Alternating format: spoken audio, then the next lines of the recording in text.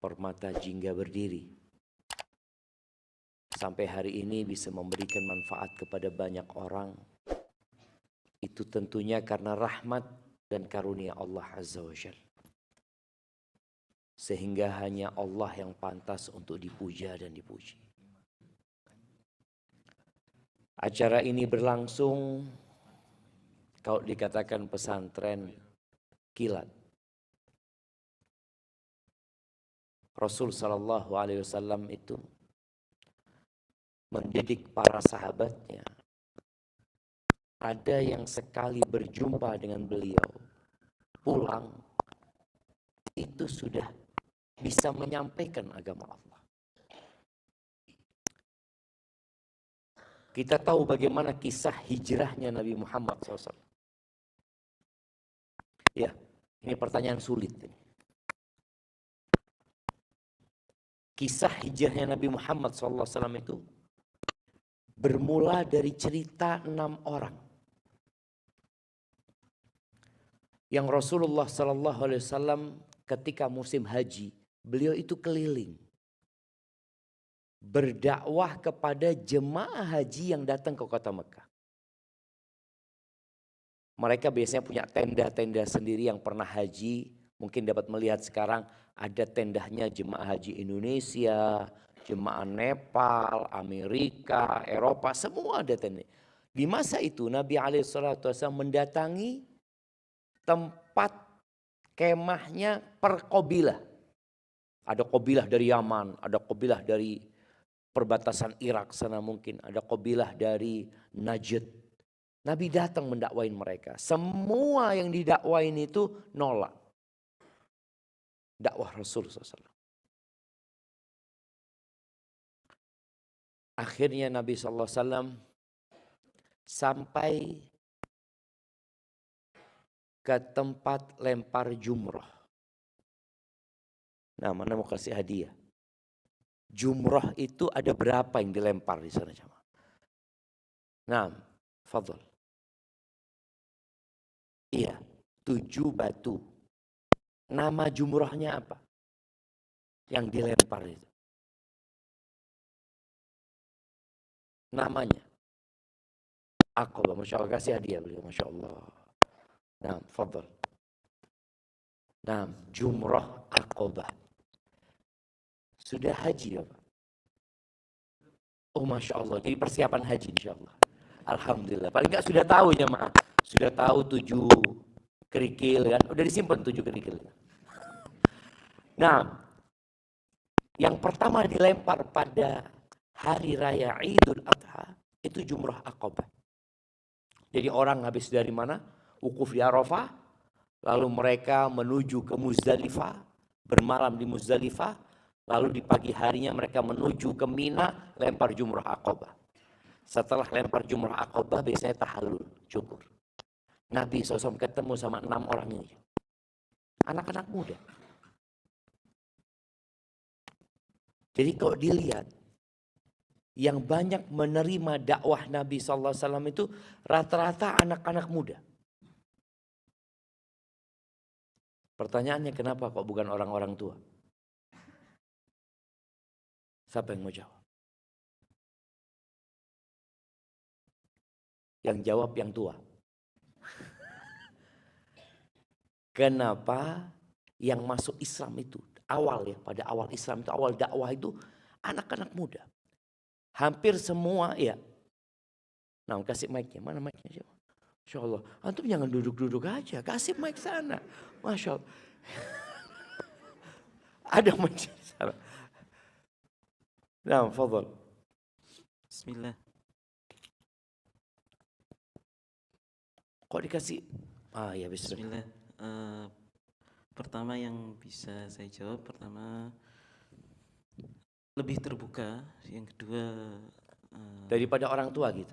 Ya, lebih bisa menerima perbedaan dan perubahan dan ilmu baru dibandingkan orang tua yang sudah lama membudaya dalam dirinya perkara-perkara yang mungkin bertentangan dengan agama yang dianut Rasulullah yang baru bagi dia, dan juga banyak tahayul atau pikiran-pikiran yang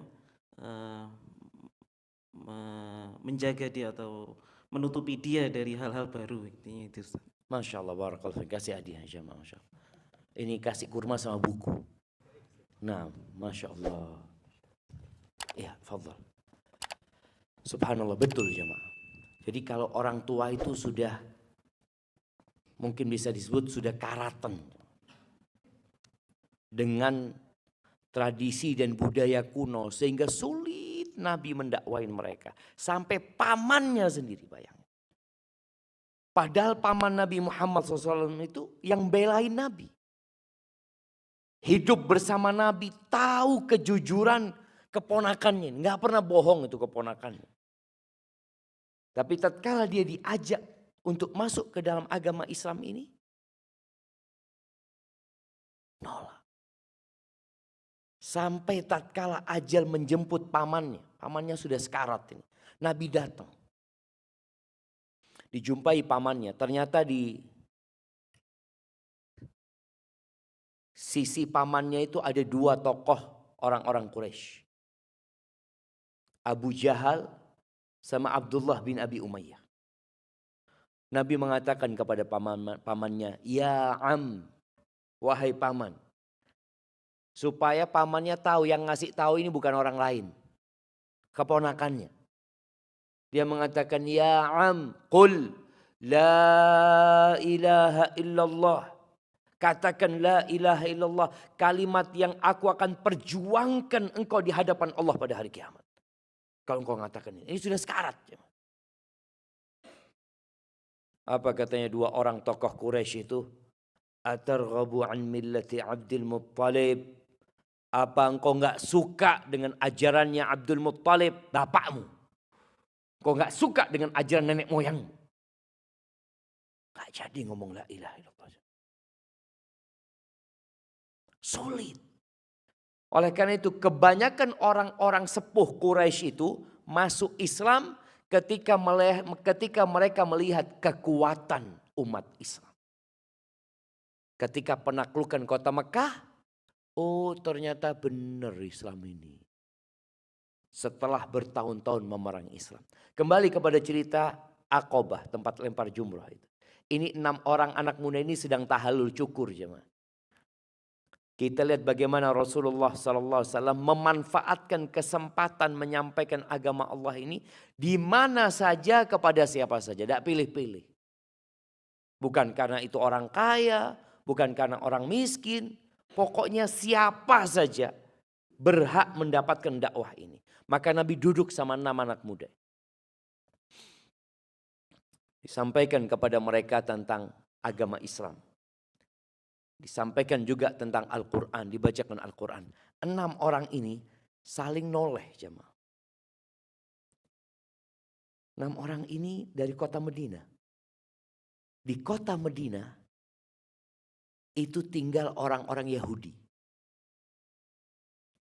Orang-orang Arab ini kalau lagi perang sama orang Yahudi dan orang Yahudi kepepet kalah. Biasanya orang Yahudi itu sesumbar. Mengatakan kepada orang-orang Arab ini, sebentar lagi nih akan muncul seorang nabi yang zamannya sudah dekat. Kami akan mengikuti dia dan memerangi kalian serta membantai kalian. Sebagaimana dibunuhnya kaum Ad wa Thamud dan Samud kata dia. 6 orang ini ketika ketemu sama seorang yang mengaku nabi, mereka ngomong, jangan-jangan ini yang katanya orang Yahudi kata dia. Yuk kita masuk Islam dulu sebelum mereka masuk Islam. Masuk Islam 6 orangnya. Hanya sekali berjumpa dengan Nabi SAW. Di musim haji itu. Lalu mereka pulang. Gak ketemu lagi sama Rasul SAW. Kalau sekarang bisa nonton YouTube ya. Kalau sekarang orang mau belajar gak cuma di sini. Dia bisa baca kitab, dulu gak ada. Sudah sama sekali terputus kontak sama Rasul SAW. Tapi mereka sudah bisa berdakwah. Ketemu Nabi Muhammad SAW setahun kemudian. Datang lagi ke kota Mekah, haji lagi. Tapi bukan 6 orang. 12 orang. Artinya mereka sudah bisa berdakwah. Makanya tadi kalau kata Pak Angga, 1 orang aja di kajian ini mereka dapat menyerap ilmu. kemudian dapat menyampaikan kepada keluarganya, sudah sukses acara ini. Kata Nabi SAW, la ayyahdiyallahu bika rajulan. Allah memberikan hidayah lewatmu, satu orang aja. Khairun laka min humrin na'am. Itu lebih baik daripada onta merah. Itu harta yang paling mahal pada waktu itu. Maka kita bersyukur kepada Allah kalau bicara acara ini super kilat. Insya Allah manfaatnya juga besar. Karena kita sedang di bulan Ramadan. Biasanya orang di bulan Ramadan itu hatinya bersih-bersih. Karena sejak pagi tidak makan. Sampai sekarang lemes, ya Allah. Dan biasanya nunggu azan itu menjadi momentum yang paling nikmat. Sampai kadang kala ada satu orang itu berbuka jamaah padahal dengar azan asar jamaah. Karena tidak kuat dia azan kata dia. Oh, ini kayak azan asar. Loh, tak pikir no maghrib semana. Karena tidak kuat dia itu nunggu azan maghrib. Apa perbedaan azan maghrib sama asar? Siapa yang bisa? Ada bedanya, antum kalau di kamar dengarkan azan maghrib sama asar itu berbeda enggak jemaah? Apakah ada pengumuman jamaah azan maghrib? Tidak ada. Jadi orang dengar azan ya sama aja azannya. Hanya saja kalau lapar itu segala azan dianggap azan maghrib sama dia. Maka alhamdulillah jemaah kita sebentar ngaji, nggak lama. Kalau dikatakan sama Pak Angga super kilat ya. Iya. Kita punya waktu tidak banyak. Tapi insya Allah kalau hati kita bersih. Kita akan dapat banyak. Ahibati fillah. Tema kita hari ini berbincang tentang. Apa tema kita hari ini? Jamaah. Kalau nak tulisannya temanya ini. Apa temanya? Pembawa acara nggak nyebutkan tadi. Loh belum ada. Astagfirullahaladzim. Ini pembawa acaranya dihukum ini. Kalau bicara belum ada, kok Anda sudah dapat temanya gitu loh.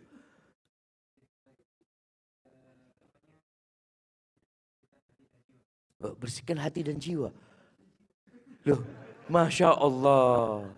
Berarti perlu dibersihkan hati antum ini. Nah. Ahibati fillah, kita datang ke tempat ini dengan kostum yang berbeda. Ada yang pakai baju warna hitam, ada yang putih, ada yang coklat, emak-emaknya di belakang juga Masya Allah beragam bajunya. Allah itu tidak melihat kepada pakaian kita. Allah tidak melihat kepada rupa kita. Kita itu peduli banget dengan penampilan. Enggak yang laki, enggak yang perempuan. Mungkin yang wanita lebih sering dimanfaatkan oleh pasar. Ya. Sehingga pakaian perempuan itu mungkin lebih beragam daripada pakaian laki-laki. Tapi sama juga. Yang laki-laki sibuk dengan aksesoris. Dia harus pakai jam kadangkala. Sampai ada seorang kawan. Ana lihat dia. Jam antum itu mati. Kata dia, iya Ustaz sudah 2 hari mati.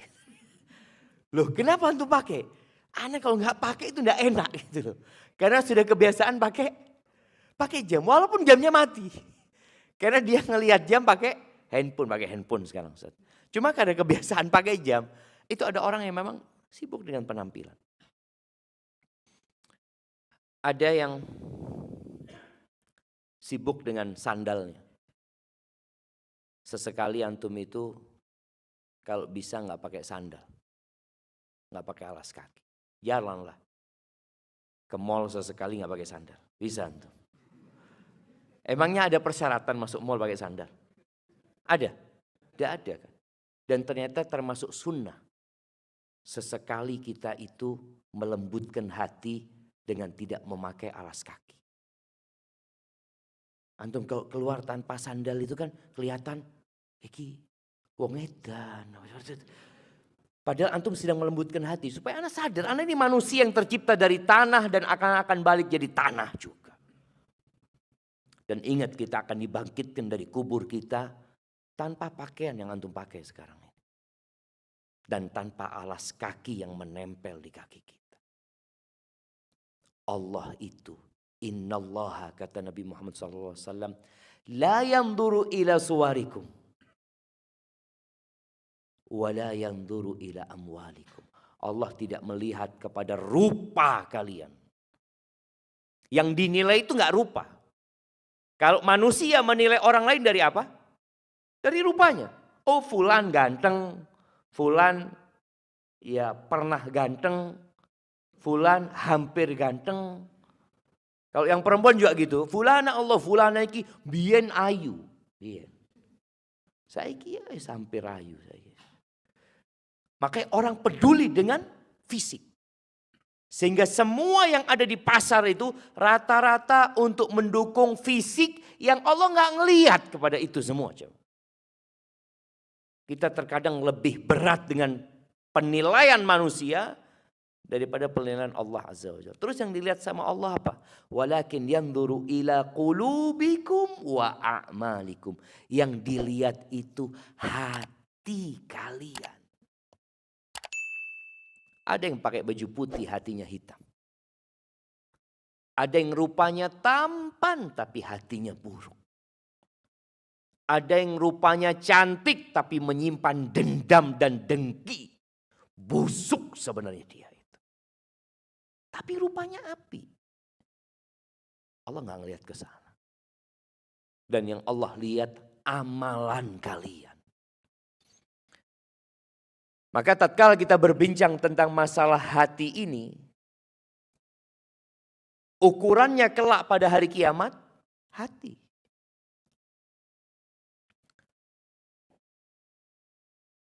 Orang yang pertama kali disidang pada hari kiamat itu ada 3. Siapa yang mau nyebutkan? Mama sekarang. Sebutkan 3 manusia pertama yang akan disidang. Dan ternyata mereka semua menjadi korek api neraka. Nah, ibu-ibu. Nah, angkat tangan. Mama angkat tangan. Baik, anak kasih hadiah 2 juta. Angkat 2 juta. Insya Allah.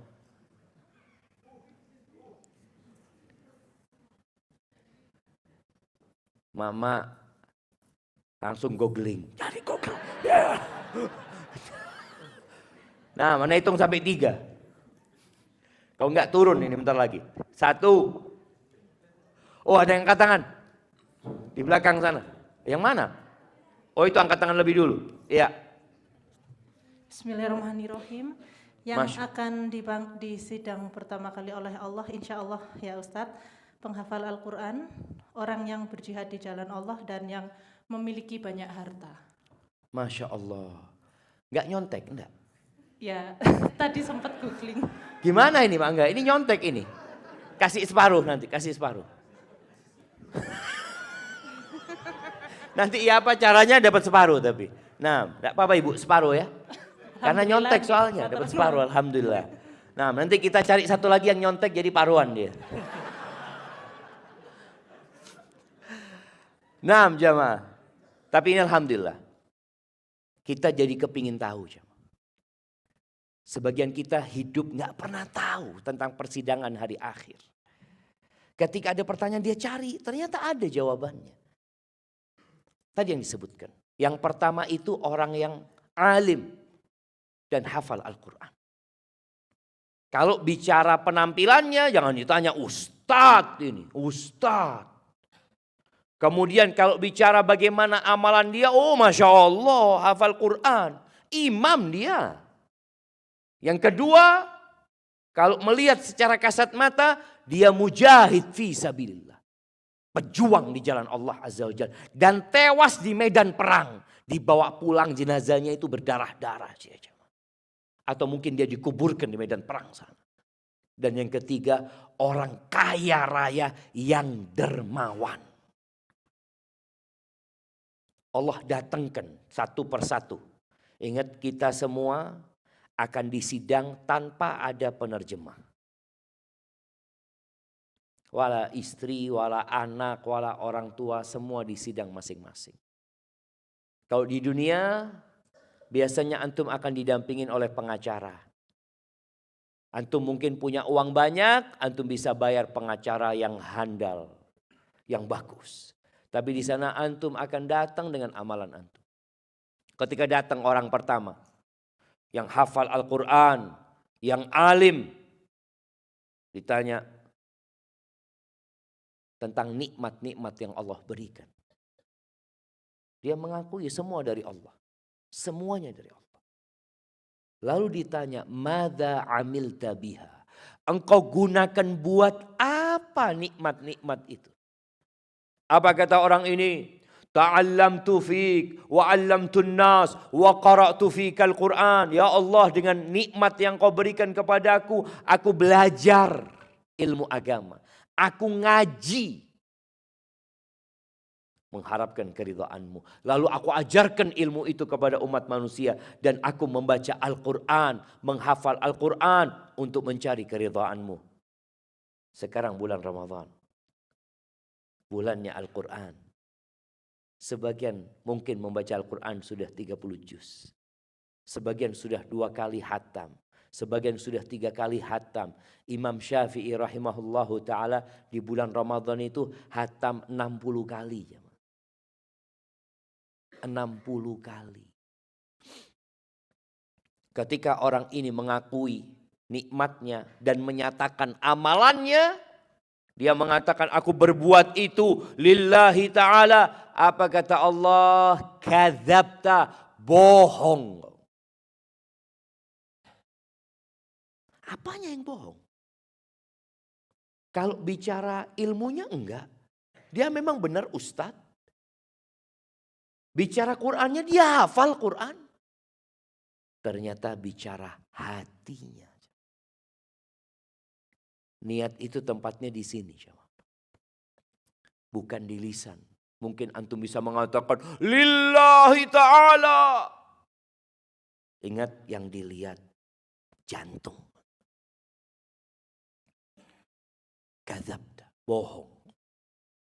Innama ta'allamta liyuqala alim wa qara'ta liyuqala qari. Engkau selama ini belajar ilmu hanya cari gelar. Hanya cari sanjungan dari orang-orang supaya disebut alim. Oh fulan tuh, orang alim tuh. Dan engkau belajar Al-Quran, menghafalkan Al-Quran supaya dapat gelar orang yang hafal Quran. Orang yang bacaannya bagus. Imam sholat tarawih. Imam, itu yang kau inginkan. Waqad qil, dan engkau sudah mendapatkan itu di dunia. Thumma umira bihi fasuhiba ala wajhihi thumma turiha finnar. Dilemparkan ke neraka orang yang neraka. Bayangin ya. Bukan perampok, bukan pezina, bukan pencuri, tapi orang yang alim dan orang yang hafal Quran gara-gara hatinya. Maka kita harus berpikir, kira-kira hati anak ini benar enggak ya? Kemudian yang kedua, orang yang mati di medan perang. Dihadirkan orang itu di sidang. Betul dia mati di medan perang. Ditanya tentang nikmat-nikmat yang Allah berikan. Allah berikan fisik yang kuat kepada dia. Allah berikan pula harta kepada dia. Ditanya, engkau gunakan buat apa nikmat yang aku berikan? Kata orang ini, qataltu fik. Aku berjuang di jalanmu ya Allah. Hatta stushhidtu, sampai aku mati syahid. Iya, boleh jadi dia di dunia dimakamkan di makam pahlawan. Dikenal sebagai pejuang. Lalu kata Allah kepada orang ini, kadzabta, bohong. Jamaah, Allah itu tahu dengan apa yang terbetik di hati kita. Allah tahu antum sekarang duduk sedang mikirkan apa. Allah tahu. Allah tahu kenapa antum datang ke tempat ini. Allah tahu. Ada mungkin datang ke sini, Ya Allah Ustaz, kepinginnya sih tidak datang Ustaz. Cuma di absen itu. Iya, artinya antum datang ke sini Allah tahu loh niat antum, kenapa Allah tahu. Maka orang ini pun ketika mengatakan, oh aku berjuang di jalanmu, kadzabta, bohong kau. Innama qatalta liyuqala jari.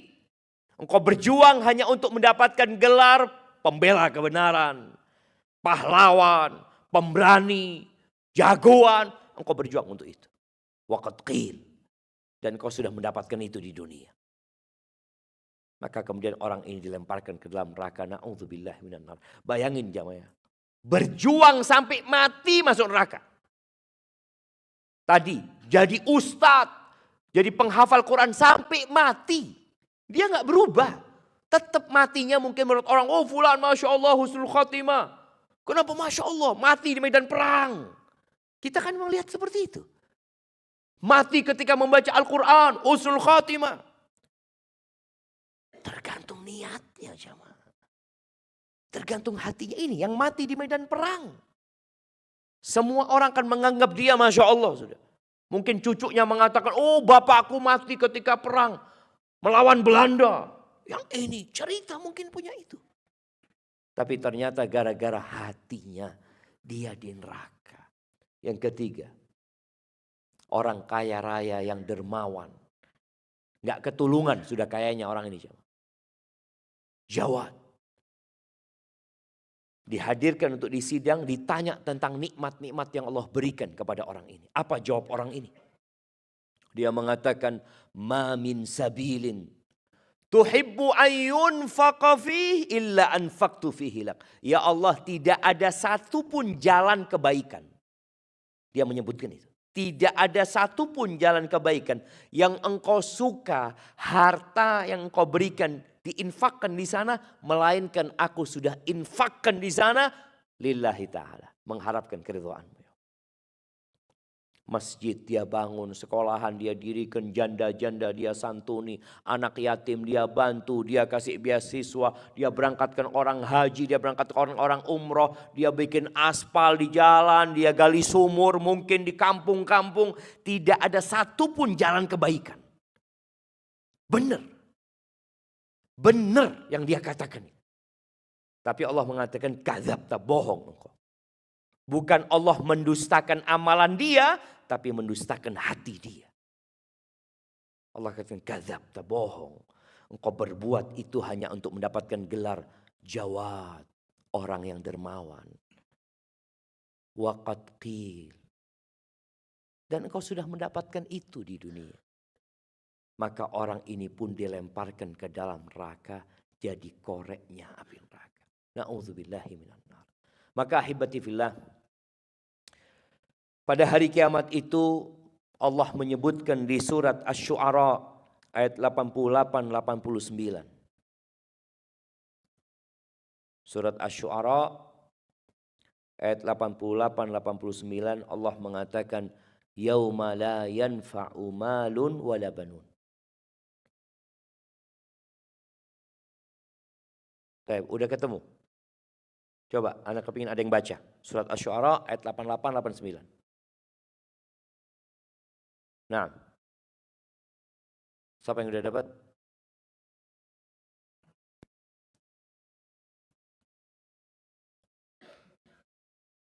Nah, silakan.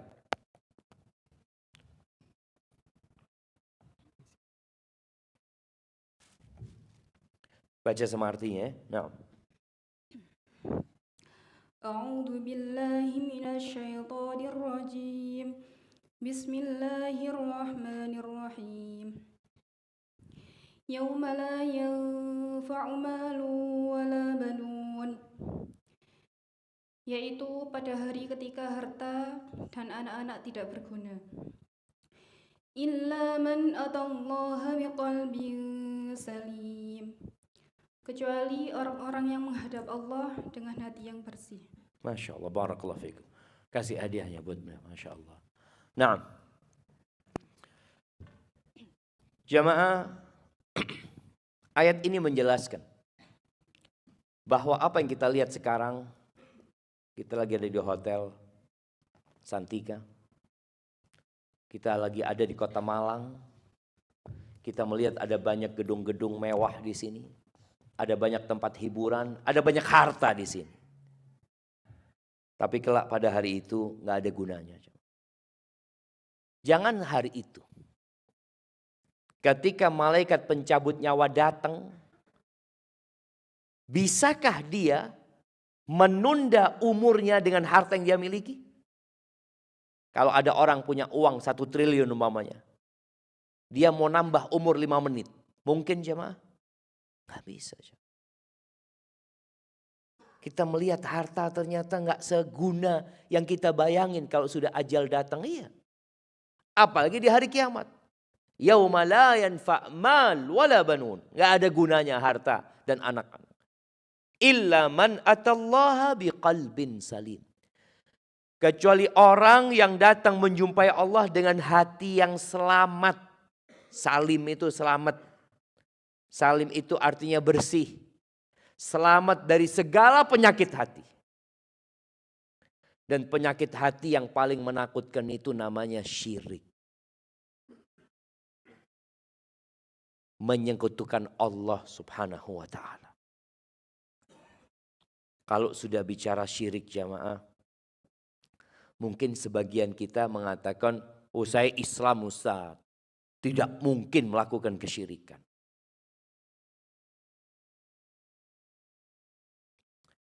Siapa yang hafal doanya Nabi Ibrahim?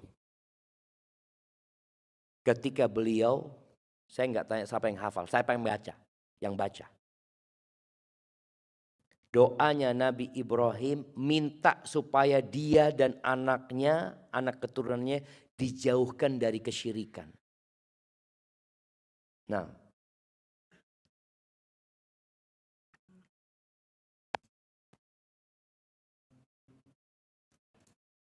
mana mic-nya jemaah?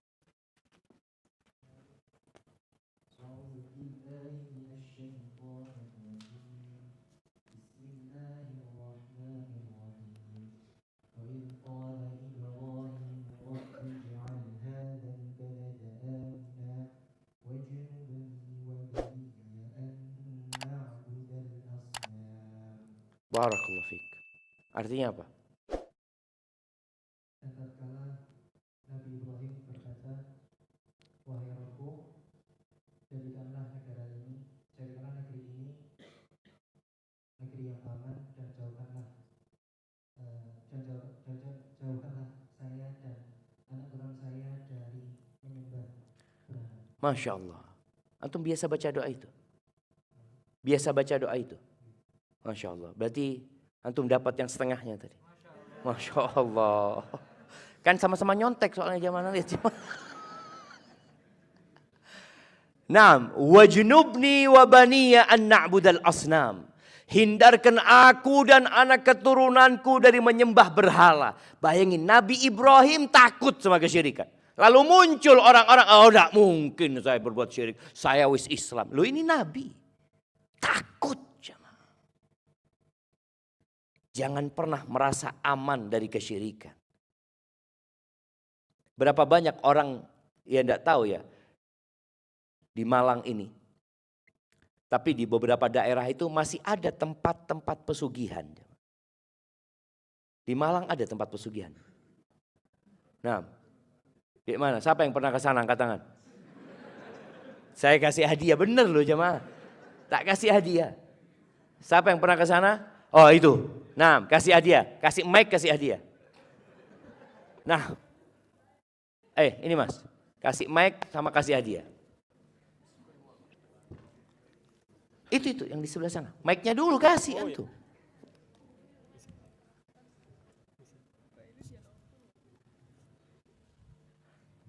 Kapan ke sana ibu? Beberapa tahun yang lalu. Nyari apa ibu di sana? Tidak Ustaz, cuma penasaran sama teman-teman karena di Gunung Kawi Kromengan sana katanya kan memang terkenal di sana untuk pesugihan. Waktu itu penasaran saja sama teman-teman berkunjung ke sana. Kepingin sugih juga? Boten Ustaz, cuma pengen melihat ternyata di sana. Tapi ibu tidak kepingin sugih? Pingin, sangat kepingin Ustaz. Iya, barakallahu fiik. Apa ritual yang dilakukan orang-orang di sana? Sebenarnya saya tidak sampai masuk ke dalam, jadi tidak tahu secara jelas. Namun berdasarkan cerita dari situ, bahkan ada yang seperti menyembelih kambing untuk semacam apa itu namanya Sesajen. Gitu ya, tumbal. Terus ada yang katanya itu duduk di bawah pohon apa ya, daru ya, sampai daunnya itu nanti jatuh, terus daunnya itu akan ditaruh di dompet seperti itu Ustadz. Masya Allah. Seperti Kayaknya banyak yang tahu di belakang itu. Iya. Kau lihat. Siap, jazakillah khairan. Barakallahu fiik. Barakallahu fiik. Jamaah, siapa yang kasih rizki sebenarnya? Allah. Kenapa kok cari di sana? Inilah yang membuat hati seorang itu kotor. Gara-gara dia lupa bahwa pemberi rizki adalah Allah Azza wa Jal. Innallaha huwar razzaq dzul quwwatil matin. Maka jangan meremehkan masalah kesyirikan. Sebagian kita hatinya nggak bergantung sama Allah. Ada yang mencari pesugihan di Laut Selatan. Muslim jemaah, Muslim. Seharusnya Muslim kalau cari pesugihan di mana? Di rumah Allah Azza wa Jal. Datang ke rumah Allah. Salat subuh berjamaah, baca doa Allahumma inni as'aluka ilman nafi'an wa rizqan thayyiban wa amalan mutaqabbala. Ya Allah, aku mohon kepadamu bukan cuma rizki. Aku minta yang pertama ilman nafi'an, ilmu yang bermanfaat. Sehingga dengan ilmu kita jadi tahu mana yang halal, mana yang haram. Ilman nafi'an. Di Jakarta, di perusahaan, di Astra ya, di Astra. Itu ada kajian Islam, rutin jemaah. Insya Allah sejak tahun 94 apa 96. Anda pada waktu ke sana ngisi kajian itu, mungkin tahun 2014-15, Anda tanya, ini ono pengajian? Iya, padahal GM-nya itu non-muslim. Kok boleh kajian Islam? Iya. Soalnya kata GM-nya, wong Islam iki ngerti agama, ndak nyolong. Jadi kata dia, sejak ada kajian itu pencurian di Astra berkurang, kata dia. Berarti manfaat ilmu itu cuma. Ketika orang Islam itu berilmu, dia jadi tahu ini bukan hakku gitu loh. Dia tidak akan makan hak yang bukan miliknya. Maka antum kalau kepingin minta sama Allah, yang pertama minta ilman nafi'an tiap hari. Habis subuh baca Allahumma inni as'aluka ilman nafi'an. Yang kedua minta apa? Rizqan thayyiban. Rizki itu nomor 2 dipinta. Minta rizki tidak sembarangan. Rizqan thayyiban. Kalau nggak baik jangan diambil. Minta rizki yang baik. Yang ketiga minta apa? Amalan mutaqabbala. Amalan yang diterima. Karena apa gunanya kita puasa kalau ternyata dapat lapar dan haus saja. Ada orang sholat, subhanallah ya. Anak kalau baca hadis itu takut. Hadis ini diriwayatkan oleh Imam Tabrani. Di mana Nabi SAW menyebutkan, Innar rajula la yusalli salata sittina sanah walam tuqbal lahu salah. Ada orang yang sholat selama 60 tahun, satu pun sholatnya tidak ada yang diterima. Bukan tidak sembahyang. Itu yang kita baca. Fawailul lil musallin. Kan kadang-kala ada orang ngomong, wis gak usah ngomong sembahyang sing api, yang penting itu sembahyang. Loh, apa gunanya antum sholat kalau masuk neraka? Fawailun lil musallin. Celaka masuk neraka, wail orang yang sholat. Kenapa? Alladzina hum an sholatihim sahun. Sakarepan sembahyangnya. Asar mau maghrib baru sholat. Yang penting sholat lah Ustaz. Zuhur nunggu mau asar. Kalau sudah dengar suara adzan, aduh terlatis. Ya Allah, Allah maha pemaaf dan maha pengampun. Wallahi jemaah, sebagian kita meremehkan sholat, masuk neraka. Alladzina hum yura'un, riya juga dia sholat di hatinya. Bukan untuk Allah Azza wa Jalla. Maka tadi kalau bicara bagaimana kita minta tiap harinya, Nabi kalau habis sholat subuh itu minta Allahumma inni as'aluka ilman nafi'an wa rizqan thayyiban. Yang ketiga apa? Wa amalan mutaqabbala, amalan yang diterima. Jamaah rahimakumullah, ada 2 penyakit hati. Ini kalau bicara klasifikasi penyakit hati itu ada 2. Ini ada kitab judulnya Talbis Iblis, tipu daya iblis. Jadi ada orang yang ditipu sama iblis merasa benar. Ada orang yang ditipu sama iblis merasa salah. Tapi sama-sama ditipu sama iblis. Ada 2 penyakit hati. Siapa yang nyebutkan? Nah, fadhal. Kasih mic-nya. Barakallahu fikum. Apa syubhat, apa syahwat?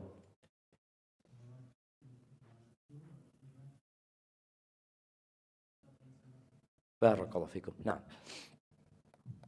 Iya. Penyakit syahwat ini insya Allah semua tahu. Ya, mengikuti hawa nafsu kita. Syahwat kepada harta. Kecintaan kepada dunia yang berlebihan. Syahwat kepada wanita, syahwat kepada jabatan, itu penyakit. Syahwat mencari pujian, sanjungan, itu penyakit hati. Tadi yang disebutkan 3 orang yang menjadi koreknya api neraka itu sakit hati. Syahwat. Yang kedua syubhat. Syubhat itu kesamaran dalam beragama. Dia berbuat dosa tapi merasa benar. Itu syubhat. Seperti kalau kita lihat penduduk bumi ini jemaah, berapa jumlahnya? Siapa yang pernah ngitung? Jumlah penduduk bumi ini hampir 8 miliar mungkin sekarang. Yang muslim berapa? 1,6, 1,7. Bisa dibayangin ya. Yang 6,3 miliar itu. Mereka kena penyakit syubhat. Mereka menyembah berhala, merasa benar. Patung disembah, nangis-nangis, kasih sesajen, merasa benar. Itu syubhat. Dan ada umat Islam yang kena penyakit syubhat juga. Muslim dia.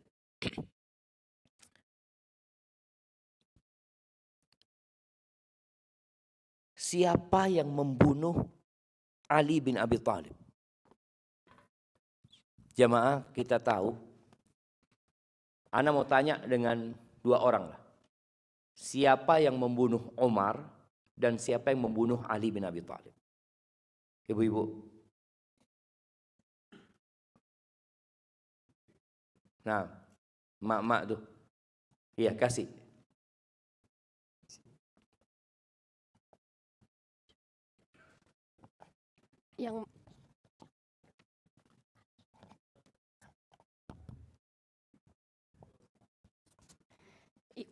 Yang membunuh Umar adalah Abu Lu'lu'ah dan yang membunuh Ali adalah Ibnu Muljam.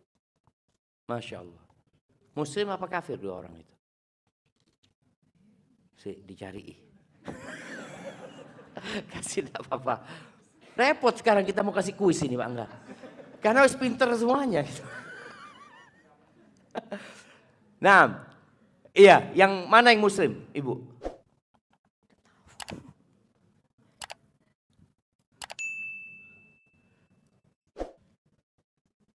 Tidak ketemu. Barakallahu fikum. Yang membunuh Umar itu orang Majusi. Orang Majusi jelas orang kafir, benci sama Islam. Dan dia itu juga bagaimana nggak sukanya sama Umar bin Khattab radhiyallahu taala anhu, wajar. Yang membunuh Ali bin Abi Thalib itu hafal Quran. Bayangin. Ahli ibadah, guru ngaji. Dan yang mengirim Ibn Muljim, Abdurrahman Ibn Muljim itu, yang mengirim itu Umar bin Khattab. Dulu di Madinah Abdurrahman bin Muljim. Dikirim ke Mesir. Dikirim ke Mesir waktu itu. Dikirim ke Amr bin As. Dikatakan dekatkan rumahnya dia dari masjid. Supaya dia ngajar di masjid. Kok bisa-bisanya dia bunuh Ali bin Abi Thalib dan berharap masuk surga. Itu namanya penyakit syubhat. Penyakit ini lebih parah daripada syahwat. Orang kalau kena syahwat, itu dia tahu dia berbuat dosa. Iya Ustaz, dosa banyak Ustaz. Cuma ya apa, belum dapat hidayah. Itu kan syahwat gitu kan. Tapi kalau kena syubhat, loh enggak. Benar ini Ustaz. Ini benar jalannya. Padahal enggak diamalkan sama Nabi SAW. Tapi dia yakin. Itu terjadi dengan Abdurrahman bin Muljim. Ini hadiah buat siapa jemaah? Kalau anak pegang jemaah. Hah? Oh enggak jadi. Enggak jadi. Udah dapat hadiah tadi. Nah. Yang nyontek-nyontek separuh pokoknya hadiahnya. Nah. Abdurrahman bin Muljim ini ikut satu aliran jemaah. Aliran itu namanya Khawarij. Khawarij ini sebuah aliran yang mereka beranggapan semua yang tidak ikut mereka itu sudah kafir. Dan mereka beranggapan orang yang melakukan dosa besar itu sudah keluar dari Islam. Maka mereka beranggapan Ali itu kafir. Yang bunuh Ali masuk surga. Ini yang namanya syubhat dan bahaya. Akhirnya betul dia lakukan itu. Dan ketika dia bunuh Ali, dia berharap masuk surga. Akhirnya dibunuh Abdurrahman bin Muljim. Apakah dia menyesal? Sama sekali nggak menyesal. Nggak ada penyesalan di diri dia. Karena dia meyakini yang dia lakukan adalah kebenaran. Masya Allah, apa hadiah lagi? Masya Allah jemaah. Baik, ahibati fillah. Maka bagaimana cara kita membersihkan hati kita? Supaya selamat dari dua penyakit yang tadi disebutkan. Yang pertama, dengan mentauhidkan Allah Azza wa Jalla. Dakwah Nabi Muhammad SAW di kota Mekah ya, selama 13 tahun itu beliau fokus ke masalah ini. Masalah tauhid. Beliau keliling ke kota Mekah mengatakan qulu la ilaha illallah. Katakan la ilaha illallah. Dan konsekuensi dari mengatakan la ilaha illallah itu meninggalkan segala ketergantungan kepada selain Allah Azza wa Jalla. Melepas semua sesembahan-sesembahan yang ada selain Allah Azza wa Jalla. Orang-orang Mekah itu jemaah, percaya enggak kalau Allah Tuhan mereka? Orang Mekah itu umrah loh. Orang Mekah itu haji. Mereka tawaf. Kita tahu kisah Ashabul Fil itu. Bagaimana karena ada Abraha yang mau menghancurkan Ka'bah. Sedangkan Ka'bah ini kiblatnya Jazirah Arab pada waktu itu. Mereka melakukan ibadah haji. Bahkan Allah mengatakan, "Wala in sa'altahum man khalaqas samawati wal ard." Kalau engkau tanyakan kepada mereka siapa pencipta langit dan bumi, jawaban mereka siapa? Allah. Enggak ada yang mengatakan patung itu menciptakan langit dan bumi. Enggak masuk akal ya. Berhala itu menciptakan langit. Enggak. Terus kenapa mereka masih disuruh masuk ke dalam Islam? Karena mereka menyekutukan Allah. Mereka masih menyembah Allah dan menyembah selain Allah. Itu namanya syirik. Mereka menyembah Allah. Mereka kalau di antara mereka berdoa ya bacanya Allahumma. Mereka manggil nama Allah juga. Cuma di Ka'bah itu ada 360 berhala. Kalau tadi dikatakan oleh ibu yang berangkat ke Kawi tadi. Nah, ada yang nyembelih kambing. Ini sama orang-orang jahiliyah dulu dalam rangka mendekatkan diri kepada jin-jin yang ada itu dengan menyembelih. Itu kesyirikan. Dan kalau mereka dikasih tahu, apa kata mereka? Ma na'buduhum illa liyuqarribuna ilallahi zulfa. Kami tidak menyembah mereka kecuali dalam rangka sebagai perantara menuju kepada Allah Azza wa Jalla. Allah enggak butuh perantara. Antum kalau mau berdoa tinggal panggil, ya Allah, selesai. Nggak pakai berhala-berhala itu. Baik. Dan satu-satunya dosa yang tidak diampuni itu syirik. Satu-satunya dosa. Orang yang berzina, orang yang mencuri, orang yang minum ya. Apalah dosa yang dia lakukan itu masih ada kemungkinan diampuni. Tapi melakukan kesyirikan, innallaha la yaghfiru an yushraka bihi. Allah tidak mengampuni dosa syirik. Wa yaghfiru ma duna dzalika liman syaa. Selain syirik diampuni. Pertanyaannya kenapa? Kok hanya dosa syirik yang tidak diampuni? Nah. Yang sebelah kanan di sini. Kenapa kalau dosa orang berzina masih diampuni? Artinya dia mati dalam kondisi tidak bertobat ya. Kalau dia bertobat Allah terima tobatnya. Tapi orang yang syirik, mati dalam kondisi syirik nggak ada harapan diampuni. Kenapa? Nah, depan. Karena tujuan diciptakan jin dan manusia itu untuk beribadah kepada Allah. Sedangkan kalau kita tidak beribadah kepada Allah, berarti kita tidak melaksanakan tugas kita. Masya Allah, barakallah fiik. Ya kasih hadiahnya nggak apa. Kasih kurma nggak apa dia, Masya Allah. Tujuan kita diciptakan untuk mengabdi kepada Allah Azza wa Jalla. Dan syirik ini adalah kezaliman yang paling nyata. Kezaliman yang paling nyata. Ana ingin jelaskan hal ini karena hal ini penting. Ada orang-orang yang beranggapan kalau mau masuk surga itu yang penting jadi orang baik. Yang penting engkau tidak nipu orang, engkau nolong orang lain, suka berbagi sama orang lain, sudah masuk surga. Makanya nanti di surga itu boleh jadi akan ketemu sama Bunda Teresa, akan berjumpa dengan Mahatma Gandhi. Dia sebutkan tokoh-tokoh di dunia ini yang mereka non-muslim. Mereka pelaku kesyirikan. Tunggu. Yang berhak memasukkan surga ini siapa? Allah. Dan kalau bicara kezaliman, engkau mengatakan mereka orang-orang baik. Mereka adalah orang-orang yang paling zalim. Inna syirka la zulmun azim. Syirik itu kezaliman yang paling besar. Ya gimana Allah yang kasih badan kepadamu. Allah yang kasih rizki kepadamu. Tahu-tahu engkau beribadah kepada selain Allah. Ini loh orang yang zalim.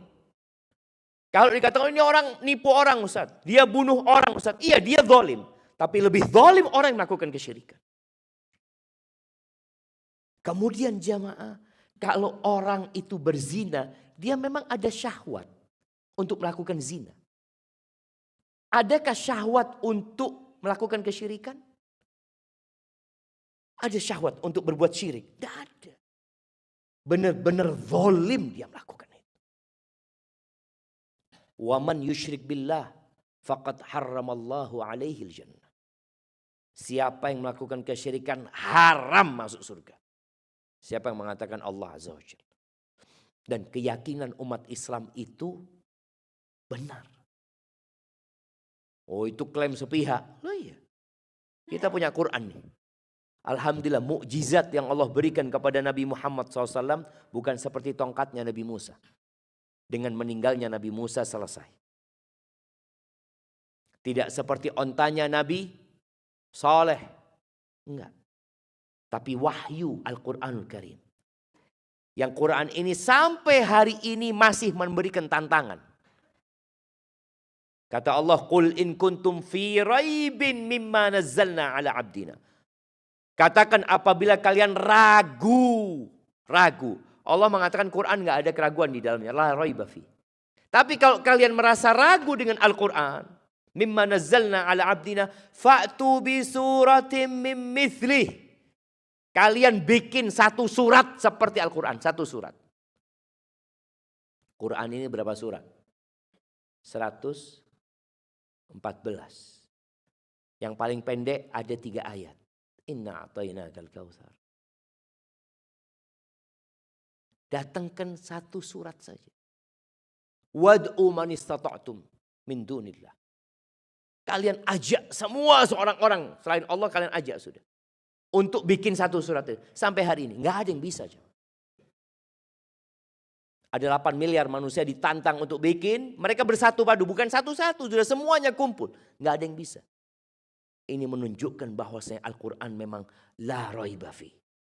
Dzalikal kitabu la raiba fi. Hudan lil muttaqin.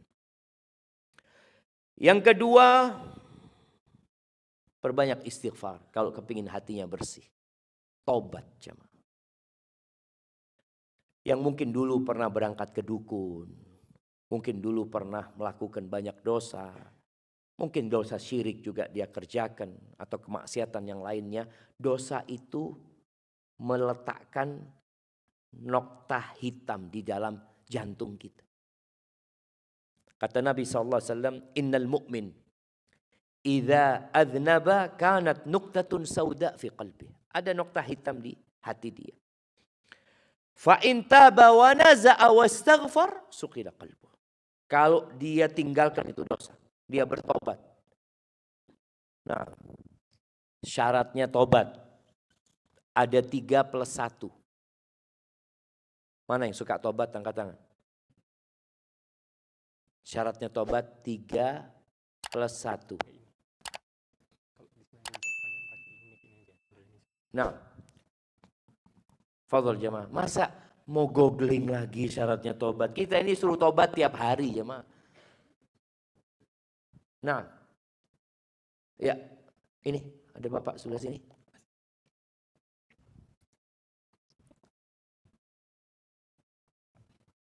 Pertama, menyesali dosa-dosanya tersebut. Yang pertama menyesali, yang kedua tidak mengulangi, Ustaz. Yang kedua tidak mengulangi. Ya. 3 syaratnya. Kurang bapak ini, berarti tobatnya belum sempurna selama ini. Apa? Yang pertama menyesali, betul.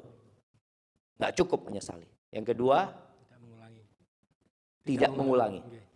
Bukan tidak mengulangi, bertekad untuk tidak mengulangi. Yang ketiga meninggalkan. Baik, +1. Kalau dosanya sama orang lain harus minta maaf. Kasih hadiahnya, Masya Allah. Ini ada berapa hadiahnya? Nggak bisa dibagi, nggak bisa. Kasih 1 aja semua. Nah, barakallahu fiik. Jamaah, kita perlu tahu syarat tobat itu supaya kita tahu apakah kita ini selama ini yang bertobat, yang astagfirullah wa atubu ilaih, astagfirullah wa atubu ilaih. Jangan-jangan istighfar dan tobat kita ini ternyata tidak diterima. Kenapa? Karena syarat dan ketentuan tidak terpenuhi. Yang pertama menyesali, menyesal. Bukti dia itu menyesal, mungkin dia menangis ya. Dia sedih. Yang kedua meninggalkan. Meninggalkan dosa itu. Dan bukti dia meninggalkan, dia ganti kawan mungkin. Enggak wis. Aku lek koncoan mbek fulan dosa meneng. Enggak sudah. Dia meninggalkan dosa dan meninggalkan kawan-kawan yang membuat dia berbuat dosa. Yang ketiga bukan tidak mengulangi. Karena kalau tidak mengulangi berarti kalau dia ngulangin, tobat dia yang pertama tidak diterima. Enggak. Allah itu maha baik. Yang penting antum niat tidak mengulangi. Karena boleh jadi besok antum mengulangi lagi dosa itu. Lusa antum mengulangi lagi dosa itu lagi. Terus siapa? Tobat lagi. Tobat lagi. Sampai berapa kali tobat ya Ustaz? Setiap engkau berbuat dosa engkau bertobat. Apa enggak sekalian naik Ustaz? Nantilah umpamanya anak tobat pas Lailatul Qadar. Atau ada orang gitu jamaah. Sebagian orang nih tobat. Nanti Ustaz saya mau haji Ustaz. Insya Allah saya kalau haji baru mau tobat Ustaz. Siapa yang menjamin umurmu sampai haji? Enggak ada. Maka siapa saja yang berbuat dosa saat itu tobat. Ustaz ana takut berbuat dosa besok lagi. Engkau enggak pernah tahu besok hidup atau tidak. Enggak pernah tahu. Yang kau tahu hari ini harimu. Maka ketika berbuat dosa hari itu bertobat. Bertekad untuk tidak ngulangi. Bukan ngomong insya Allah besok ngulangin. Enggak ya. Enggak. Antum bertekad. Besok antum ngulangin lagi. Tobat lagi. Lusa ngulangin lagi. Tobat lagi. Rasul SAW mengatakan. Innallaha yabsutu yadahu bil-lail. Liyatuba musi'un nahar. Allah itu membentangkan tangannya di malam hari. Agar pelaku dosa di siang hari tobat. Wa yabsutu yadahu bin nahar liyatuba musii'ul lail. Di siang hari Allah buka pintu taubat itu. Dibentangkan tangan Allah agar orang yang berbuat dosa di malam hari nggak nunggu malam lagi baru taubat, jemaah. Udah kau siang hari itu taubat, minta ampun sama Allah SWT. Kalau ada hubungan sama orang perlu minta maaf. Ini dipenuhin. Antum ana dulu saat waktu jadi pegawai itu ya sering lah. Apa yang restoran di sini? My Kopi O. Boleh nggak pegawai itu ngemplok gorengan satu, goreng-goreng? Boleh nggak Bang? Nggak boleh? Nggak boleh, jamaah lihat antum. Antum kalau sering ngemplok gorengan, perlu minta maaf itu. Iya, karena enggak Ustaz, anak sudah istighfar. Nggak cukup istighfar. Karena ini hubungannya sama, loh kok emak-emak pada ketawa di sana. Iya, betul loh jamaah. Ini kalau nanti pada hari kiamat itu, persidangan itu, ada timbangan yang sangat detail sekali. Faman ya'mal mithqala dzarratin khairan yarah. Sebesar semut yang antum kalau bawa ke timbangan emas mungkin semut itu nggak ada beratnya. Tapi di hari kiamat antum akan lihat. Maka tolong yang ingin hatinya bersih lakukan itu.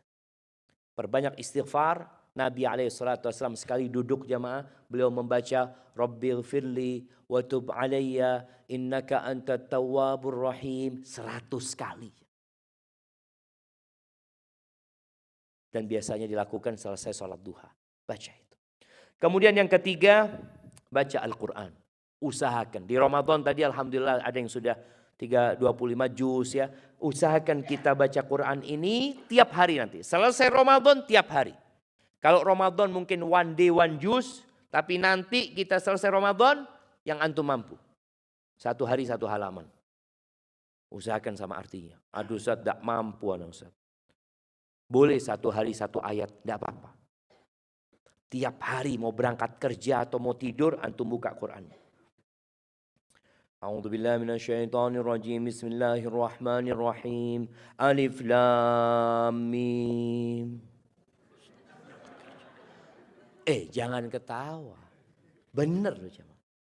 Kalau antum istiqomah, insya Allah umur 20 tahun hatam Quran. Karena sebagian kita umur 50 belum hatam Quran. Sama artinya. Sama artinya. Artinya keistiqomahan seseorang itu, dia selalu tiap hari terhubung dengan Al-Quran, itu jaga hati. 1 ayat saja. Yang penting istiqomah. Kalau antum hari itu lagi kosong mau 2 ayat silahkan. Tapi antum punya konsekuensi, saya tiap hari harus 1 ayat. Sama artinya baca. Insya Allah kita akan rasakan perbedaan dalam hati kita. Karena kita tidak memejamkan mata kecuali hari itu kita sudah membuka mushaf. Membuka Al-Quran. Membaca artinya dan bertambah imannya. Yang keempat, zikrullah.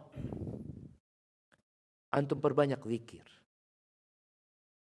Boleh tubuh kita di pasar. Tadi di tempat kerja.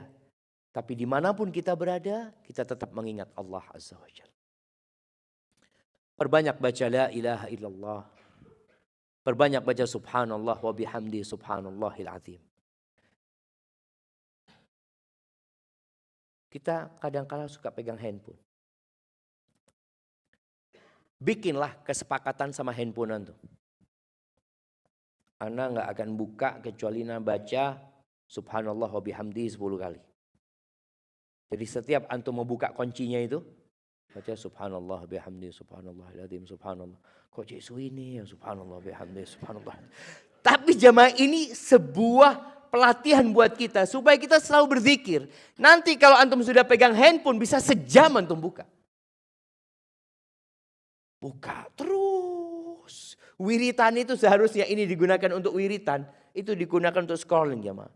Biasanya kalau ada yang baik-baik di skip jamaah. Yang baik di skip. Kalau yang buruk, oh ini apa ini? Sampai anak kadang-kadang lihat jamaah ya, ada tulisan tolong jangan di skip. Oh pancene menungso kayak gini ya. Jadi dia yang tidak bermanfaat itu ditonton, yang bermanfaat skip. Maka tolong berzikir. Paling tidak, ini ada zikir minimal. Zikir yang minimal, yang disebut orang berzikir banyak itu adalah berzikir yang ada momentumnya. Yang ada munasabahnya, ada kegiatannya. Contohnya bangun tidur. Antum selalu baca. Alhamdulillah. Alladzi ahyana ba'dama amatana wa ilaihin nusyur. Nanti antum masuk toilet, baca doa. Keluar toilet, baca doa. Kemudian nanti antum mau sarapan, baca doa. Keluar rumah, baca doa. Naik kendaraan, terus antum zikir itu. Zikir yang ada munasabah. Naik kendaraan, baca doa. Oke. Anda mau kasih nih. Hadiah buat yang selalu baca doa naik kendaraan. Mak-mak anu tanya. Nah, gak boleh nyontek lagi. Nah, kasih. Mana? Yang mana, Ustaz? Yang belum jawab. Mana yang belum jawab? Iya. A'udzu billahi minasyaitonir rajim. Bismillahirrahmanirrahim. Subhanalladzi sakhkhara lana hadza wa ma kunna lahu muqrinin wa inna ila rabbina lamunqalibun. Subhanallahul azim. Baca itu toh. Kasih hadiahnya enggak apa-apa. Ini nyontek enggak? Enggak. Boten. Boten, alhamdulillah. Iya, kalau naik kendaraan itu baca bismillah dulu. Kemudian alhamdulillah, sudah sampai di atasnya motornya alhamdulillah, kemudian Allahu Akbar, Allahu Akbar, Allahu Akbar, baru baca tadi yang dibaca ayatnya itu. Subhanalladzi sakhkhara lana hadza wa ma kunna lahu muqrinin wa inna ila rabbina lamunqalibun. Ana mau kasih hadiah 2 juta yang tahu artinya. Gak nyontek. Gak ada nyontek lagi jamaah. Nah, karena kadang-kala kita baca itu jamaah, tapi tidak sama hati. Masya Allah. Ya, berarti tidak ada yang jawab. Kita lanjut nanti. Baik, yang keberapa? Yang kelima. Yang kelima, berbahagia dengan kebahagiaan saudaramu. Soalnya kadang-kala kalau kita lihat kawan kita beli motor baru, kita senep ya mah. Dia bawa handphone baru, kok iso ya? Korupsi paling. Jadi suudzon sama saudaranya, jangan. Berbahagialah dengan kebahagiaan saudaramu. Makanya Rasul SAW itu suka sekali memberikan kabar gembira. Karena beliau ingin orang lain gembira. Dan kegembiraan itu membuat orang subhanallah di antara amalan yang paling dicintai Allah, sururun tudkhiluhu ila muslim. Kegembiraan yang engkau transfer ke hati saudaramu. Itu amalan yang mulia. Maka ketika saudaramu memiliki sesuatu yang indah, jangan iri, jangan dengki. Mungkin sebagian kawannya naik jabatannya. Alhamdulillah. Ucapkan selamat. Barakallahu fiik ya. Mudah-mudahan diberkahi antum di sana. Ketika saudaranya dikasih anak, alhamdulillah. Ketika saudaranya menikah, doakan. Jangan malah kita sedih ya, melihat fulan. Iya Ustaz, soalnya perempuan itu anak kepingin sebenarnya Ustaz. Tapi ya belum takdirnya, sudah. Kalau antum yakin belum takdirnya, mungkin ada rezeki buat antum yang lainnya nantinya. Pokoknya berusaha bergembira, hilangkan rasa iri dan dengki. Waktu Anda berapa menit lagi? Kayaknya udah habis. Belum? Nah, Anda akan cepat jamaah menyebutkan. Kemudian yang keenam, kalau antum suka dilemparin batu sama orang, jangan dibalikin batu itu. Kalau suka dikritik sama orang, dikasih komen sama orang, terima komen itu. Untuk memperbaiki diri. Sampai ada yang mengatakan, idza ramakan nas bil hijarah. Kalau engkau dilemparin batu sama orang, fajma' tilkal hijarah. Engkau kumpulkan batu itu. Wabni biha sullaman nahwan najah. Engkau bangun anak tangga menuju kesuksesan. Jadi kalau diomongin orang, dikritik sama orang, jangan malah, oh fulan itu memang gak suka sama ana, hasut sama ana, iri sama ana. Tinggalkan itu semua. Umar bin Khattab radhiyallahu ta'ala anhu mengatakan, rahimallahu mra'an ahda ilaina uyubana. Semoga Allah merahmati orang yang menghadiahkan kepada kami aib-aib kami. Kita ini punya banyak kekurangan. Tapi kita gak tahu, orang lain tahu sama kekurangan kita. Ya biarlah mereka ngoreksi kita. Agar kita bisa lebih baik lagi. Kemudian yang ketujuh, sodaqah. Suka bersodaqah. Suka berbagi. Karena kata Nabi SAW, la yajtami'u imanun wa syuhun fi jawfil abdi. Iman itu gak berkumpul sama sifat kikir di dalam hati. Gak berkumpul. Kalau antum suka sodaqah, suka berbagi, insya Allah hati antum akan lembut. Jemaah. Orang yang bakhil sempit dadanya. Dan biasanya ditambah lagi hasud dan ambisi orang itu. Tapi kalau suka berbagi sama orang, insya Allah dibersihkan hatinya. Kemudian yang terakhir yang perlu kita lakukan, suka ziarah. Bukan suka ziarah kubur.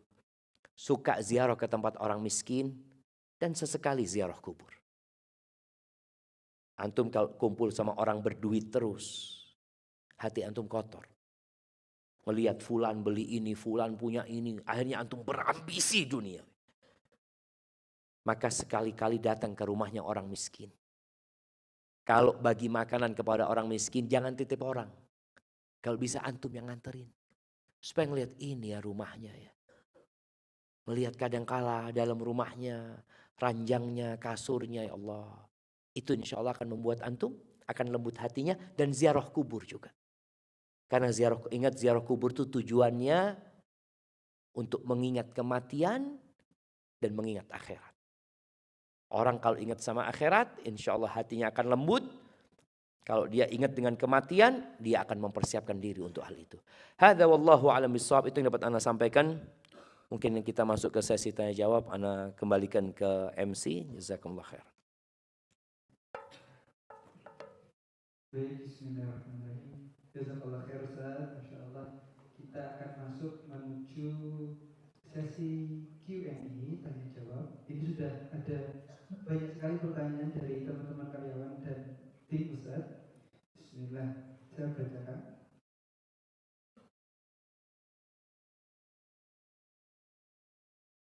Baik, dari Budi, beliau guru SMP. Pertanyaannya adalah, bagaimana membuat kita tetap konsisten dalam membersihkan hati dan jiwa, seperti terhindar dari sifat yang ingin terlihat sangat baik di depan manusia, walaupun perasaan itu hanya sedikit muncul. Masya Allah jemaah. Ya jemaah, dalam proses membersihkan hati itu, yang pertama kita memang harus niat. Yang kedua, sebelum kita mengamalkan yang tadi dibaca itu adalah berdoa memohon kepada Allah Azza wa Jalla. Setiap sholat kita mengatakan iyyaka na'bud wa iyyaka nasta'in. Tanpa bantuan Allah nggak akan bisa kita membersihkan hati kita. Allah juga mengatakan walaula fadlullahi alaikum wa rahmatuhu ma zaka minkum min ahadin abada. Kalau bukan karena karunia Allah dan rahmatnya, nggak ada satu pun di antara kalian yang bersih, nggak ada. Walakinna Allah yuzakki man yasha. Tapi Allah lah yang membersihkan siapa yang Allah kehendaki. Maka caranya memang berdoa, minta sama Allah Azza wa Jalla. Kalau dikatakan tadi, bagaimana supaya kita itu nggak muncul perasaan ingin dipuji, ingin disanjung, ingin kelihatan baik. Perasaan itu akan datang. Tapi kita harus minta tolong sama Allah dan melawan perasaan itu. Sampai ada seorang ulama yang mengatakan, kadangkala aku tuh ngajar satu hadis. Di awal membacakan hadis itu ikhlas. Tahu-tahu di pertengahan muncul pikiran itu jemaah. Nanti di akhir muncul lagi. Ternyata satu hadis itu butuh berulang kali kita menata hati. Maka caranya memang minta tolong sama Allah Azza wa Jalla. Pernah Nabi SAW menyebutkan kepada para sahabatnya, la syirku akhwafu alaikum min dabibin naml. La syirku akhfa alaikum min dabibin naml. Kata Nabi SAW, kesyirikan itu, ini yang bicara syirik kecil ini, itu lebih tersembunyi daripada jalannya semut. Itu Abu Bakar tanya, kaifal khalasu ya Rasulullah? Gimana cara menyelamatkan diri kalau dia lebih tersembunyi dari jalannya semut? Antum tahu semut jalan itu kadang-kadang nggak berasa, ada di baju kita ada semut. Gimana kita akan selamat? Lalu Nabi SAW mengajarkan doa. Hafalkan doa. Abu Bakar aja takut dengan kesyirikan. Doa itu, Allahumma inni a'udzubika an usyrika bika wa ana a'lamu wa astaghfiruka lima la a'lamu. Ya Allah, Allahumma inni a'udzubika an usyrika bika wa ana a'lamu. Ya Allah, aku berlindung kepadamu dari melakukan kesyirikan yang aku ketahui. Wa astaghfiruka lima la a'lamu. Dan aku memohon ampunan atas kesyirikan yang aku tidak sadari. Yang aku nggak tahu. Siapa yang hafal doa ini? Nah, selain yang belum dapat hadiah. Nah. Sebentar.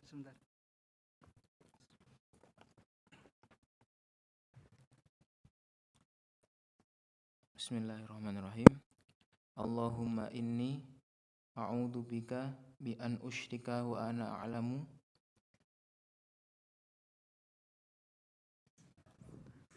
Wa astaghfiruka lima la a'lamu. Masya Allah, kasih hadiahnya sudah. Antum nggak bawa hadiah? Oh, ini masih ada jemaah. Naam, Allahumma inni a'udzubika an usyrika bika wa ana a'lamu wa astaghfiruka lima la a'lamu. Jadi memang ya kita harus terus berjuang. Nggak cukup hari ini kita berjuang.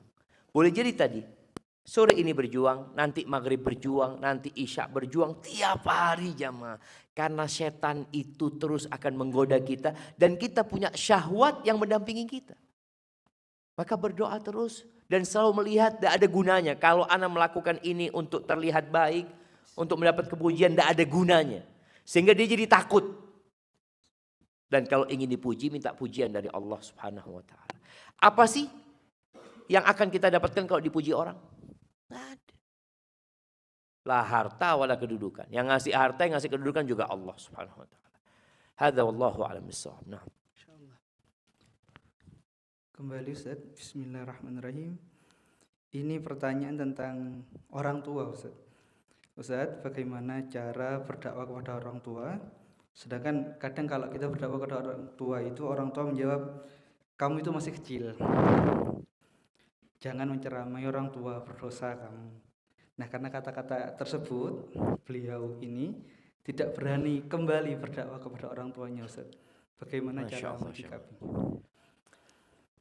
Iya, sampai kapanpun kita tetap kecil di depan orang tua. Anak itu harus sadar itu. Oleh karena itu, doa buat orang tua itu apa? Rabbighfirli wa liwalidayya warhamhuma kama rabbayani shaghira. Shaghira itu artinya kecil. Selalu kita ingat ya Allah, sebagaimana orang tuaku merawatku ketika aku kecil. Karena kalau sudah besar antum merasa nggak butuh sama orang tua. Tapi kalau antum ingat dengan masa kecil, antum nggak bisa apa-apa. Wallah cuma nggak bisa apa-apa. Anak ini, ya kita tahu lah, kita yang sudah punya anak, anak itu nggak bisa apa-apa dia. Lahir, ditaruh, hanya bisa nangis. Ngomong nggak bisa, merangkak nggak bisa, duduk nggak bisa. Yang bisa nyusahkan orang tuanya aja. Maka kita ingat itu. Tapi bagaimana sekarang kalau bicara mendakwain orang tua? Iya, termasuk kebaktian anak sama orang tua, mengajak orang tuanya untuk jadi lebih baik. Ya, sedih jemaah, anak dapat orang tua yang nggak soleh, sedih. Tapi dia nggak bisa milih. Sampai pernah ada seorang ngomong, Ustaz, anak ya apa Ustaz? Ya, anak punya ibu ini Ustaz. Dia ngomong, kadang-kala pergi keluar sama laki-laki. Sampai ana pernah temukan ibu itu di hotel, Ustaz. Dan bapak ana diem aja, Ustaz. Jadi bingung ya, anak kepingin berbakti sama orang tuanya, tapi tadi orang tua ngomong dia masih kecil, ini dan itu. Apa yang harus dilakukan? Yang pertama, sampaikan kepada orang tua, engkau masih kecil. Dengan memanggil orang tua, ayah, ya aku anakmu ya. Aku anakmu. Dan biasanya orang tua itu kepingin anaknya lebih baik daripada orang tuanya. Orang tua yang sehat ya, dia kepingin anaknya ini, kalau bapaknya tidak bisa ngaji, dia kepingin anaknya bisa ngaji gitu loh. Kalau bapakmu, bapak tidak benar biar nak, engkau harus lebih baik nak, seperti itu. Orang tua seperti itu. Maka manfaatkan keinginan orang tua ini. Ketika berkomunikasi sama orang tua. Katakan ayah kan nyuruh anak belajar, nyuruh anak sekolah. Alhamdulillah ayah, anak belajar. Ya ini anak masih belajar ayah. Kayak gini. Sampaikan kepada orang, sampaikan kalau engkau masih belajar. Sehingga tidak terkesan menggurui. Akan tetapi jemaah, bagaimanapun orang tua kadang-kala sakit hati. Seperti Nabi Ibrahim. Kurang apa Nabi Ibrahim sama bapaknya? Dipanggil ya abati bapakku, bapak aku anakmu bapak gitu loh. Tapi bapaknya tetap marah. Bahkan Nabi Ibrahim diancam mau diusir. Bukan diusir sudah. Diancam mau dimaki, mau dirajam sama bapaknya. Itu konsekuensi.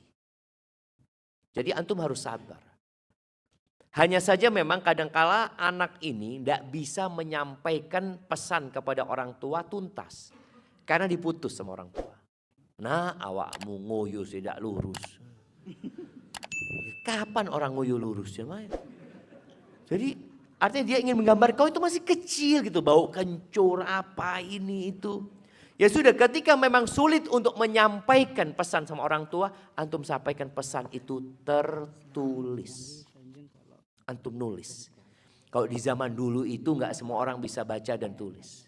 Sekarang orang tua rata-rata bisa baca nulis. Antum tulis, mau diketik nggak apa-apa ya. Antum tulis yang pertama ucapan terima kasih buat orang tua yang telah membesarkan dan mendidikmu. Terus yang kedua, halaman kedua antum ucapkan minta maaf karena belum bisa berbakti sama orang tua. Tulis permintaan maafmu. Yang ketiga, harapan sama orang tua. Setelah minta maaf kau berharap ayah, yang aku minta maaf aku udah belajar, disuruh ayah belajar, alhamdulillah.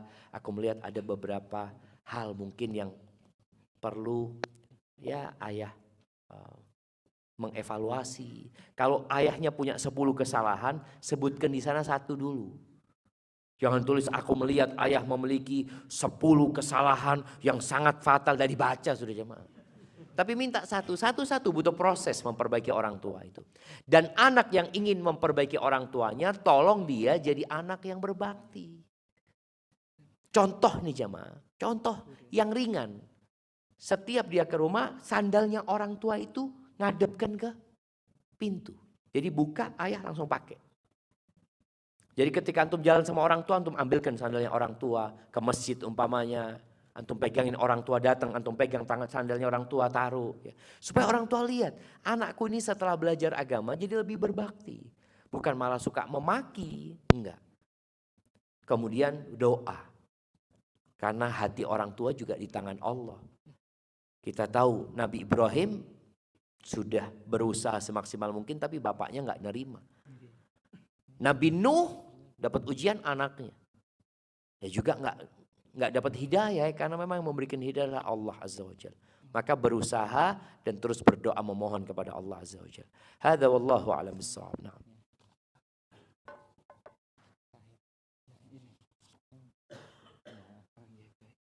Bismillahirrahmanirrahim. Pertanyaan selanjutnya Ustaz. Dari Bapak Anto dari GPJ Ustaz. Ustaz, di bulan puasa pintu surga dibuka. Kemudian pintu neraka ditutup, sedangkan setan juga dikerangkeng. Tapi kenapa Ustaz? Terkadang kita masih ada rasa malas untuk melakukan ibadah, bahkan mungkin maksiat, itu bagaimana Ustaz? Nah, subhanallah jamaah. Jadi memang bulan Ramadan ini bulan yang penuh dengan berkah. Allah mengkondisikan, mensterilkan bulan ini dari segala yang bisa membuat orang itu tergoda. Mulai yang kita lihat dari puasa itu sendiri. Nggak makan, nggak minum ya. Bisa dilihat jemaah. Bagaimana kita mengkosongkan perut kita. Sedangkan yang membuat orang malas itu kadang-kala makan. Orang kalau sudah kenyang, sudah malas bergerak ya. Tapi ketika dia mungkin kosong perutnya, dia lebih bisa fokus beribadah kepada Allah Azza wa Jalla, merasakan perih perutnya, ingat sama orang-orang yang kelaparan umpamanya. Jadi kalau bicara masih ada kemalasan di diri kita, yaitu tugas kita memeranginya. Jadi manusia itu perlu memaksa untuk beribadah. Allah mengatakan walladzina jahadu fina lanahdiyannahum subulana. Orang-orang yang bersungguh-sungguh di jalan kami pasti kami tunjukkan. Allah akan kasih petunjuk kepada kita. Jadi perlu kesungguhan. Dan kita merasakan Ramadan ini berubah. Orang-orang yang biasanya malas di Ramadan ini ya ada perubahan lah. Yang gak pernah baca Quran, yang gak pernah ke masjid. Cuma biasanya 3 hari pertama tok. Insya Allah. Benar Anda melihat itu awal Ramadan atau malam kedua Ramadan Anda lihat masjid rame. Sampai mau naruh sandal itu takut ya. Iki hilang sandalku ini. Karena banyaknya orang yang sholat. Setelah 5 hari mungkin. Sepi masjid ya Allah. Ya. Itu godaan. Bukan godaan setan. Kalau bicarakan setan ini udah dibelenggu. Tapi setan itu sudah godain antum selama 11 bulan. 11 bulan dikena no antum ini. Digodain terus, setelah itu antum suruh jalan sendiri. Itu yang terjadi. Makanya ada, anak bisa boleh kasih contoh ya. Ada 2 orang nih jamaah. 2 orang ini, satu kawannya si A ini yang ngajain dia berbuat dosa terus jamaah. Diajai terus berbuat dosa. Si A kemudian keluar kota. Pertanyaannya, apakah si B berhenti berbuat dosa? Lanjut. Karena harus diajari sama si A tadi. Maka boleh jadi yang terjadi di bulan Ramadan itu, memang orang ini sudah terbiasa berbuat dosa. Tapi Allah tahan, dan setannya sudah gak bisik-bisik lagi. Dan antum rasakan itu. Yang ada itu tinggal nafsu antum. Ya bagaimana kita memerangi nafsu itu. Setan itu ikut aliran darah. Dengan kita berpuasa kita memperkecil aliran setan itu. Kalau menurut pendapat yang dibelenggu itu cuma setan-setan yang bos-bosnya gitu. Kalau yang cilik-cilik masih bisa. Atau setan itu menggoda dari arah jauh. Kalaupun dia masih menggoda. Tapi yang jelas adanya sifat malas itu harus diperangi sama diri kita. Oleh karena itu kenapa disyariatkan iktikaf umpamanya. Karena kalau kita di rumah, kadang-kadang kita di rumah itu ya pegang remote di rumah, kumpul sama anak, istri. Cobalah ambil cuti. Iktikaf di masjid. Kalau nggak bisa full 10 hari, iktikaf malamnya aja. Kalau pagi masih harus bekerja, malamnya iktikaf di masjid. Kita perlu pengkondisian. Kalau ngelihat orang sholat ya Allah, ini wis tuwek masih kuat sholat ya. Kita akhirnya termotivasi gitu loh. Tapi kalau kita sholat di rumah sendirian, kadangkala baru 2 rakaat merasa sudah 11 rakaat. Suwi ternyata. Itu karena malesnya dia. Berarti harus diperangi dan berdoa. Kembali lagi doa ini menjadi kunci untuk segala masalah yang kita hadapi. Allah mengatakan ud'uni astajib lakum. Mintalah kepada aku pasti aku kabulkan kata Allah. Hadza wallahu a'lam bissawab. Nah. Bismillahirrahmanirrahim. Alhamdulillah untuk teman-teman yang sudah mengirim kami ucapkan jazakallah khair, jazakumullah khair. Namun karena keterbatasan waktu Ustaz, kita harus menginjak ke acara selanjutnya, acara yang ditunggu-tunggu. Kembali grand prize-nya dijalankan Ustaz. Namun karena grand prize ini spesial, MC-nya berubah jadi Bapak Angga sendiri. Bismillah. Bismillah, silakan Bapak. Bismillah, karena teman-teman panitia juga pengen melok Ustaz, katanya rugi aku MC toh gitu katanya. Biar bisa ikut biar gitu bisa kan? ikut semua. Makanya saya ganti profesi jadi MC sekarang. Masya Allah, Masya Allah. Nah, tapi dengan syarat sekarang tanpa buka Google. Ya, itu, Ustaz. Masya Allah. Coba, Ustaz. Itu ya, dia. Gampang. Langsung, fulusnya langsung datang. Ada. Buat iming-iming tok. Oh, buat iming-iming, nggak ono sini, Mas. Kosong. Oh, kosong. Oh. Masya Allah jamaah. Iya. Anak harus yang sulit loh ya. Medium ya, medium. Nah.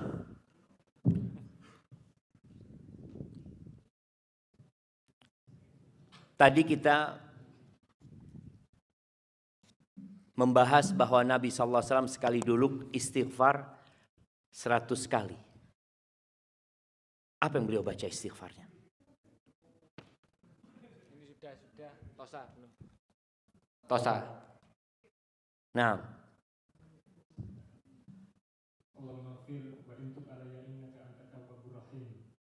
Coba lagi.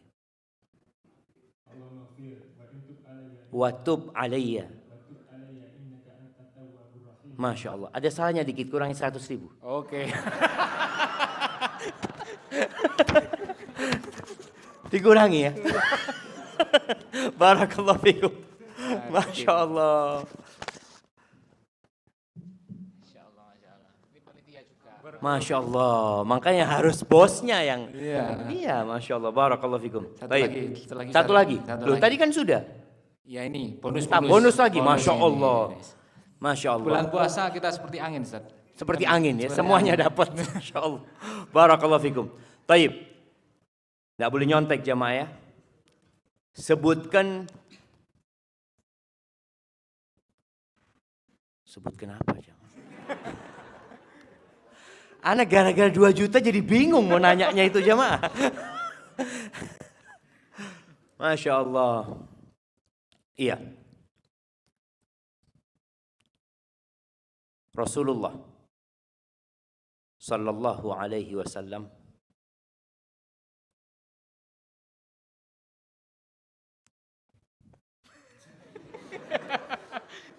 Nggak apa-apa, dia Allah dulu biar tegang. Iya, anak. Biar tegang. Nah. Biar tegang dulu. Taib.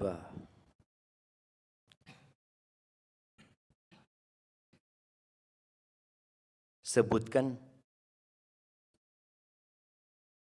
buat mak-mak sekarang. Ya, boleh. Mak-mak, ya. Sebutkan 9 istri Nabi tanpa nyontek. Yo.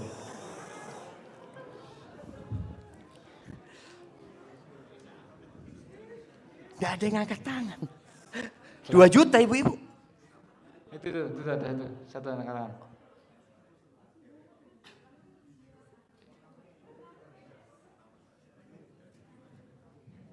Tanpa nyontek ya, teman-temannya tolong lihat. Gak boleh ada yang bisik-bisik juga jamaah. Hah? Hafsa. Kok langsung Hindun? Anda baru pertama ada istri Nabi namanya Hindun. Iya, Hafsah. Ummu Salamah. Aisyah.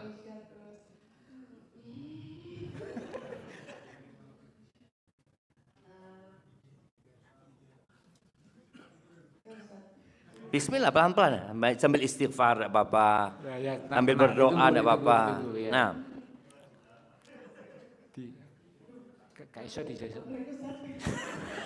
Tenang, tahu kan insyaallah tahu, tenang dulu. Mau minum dulu?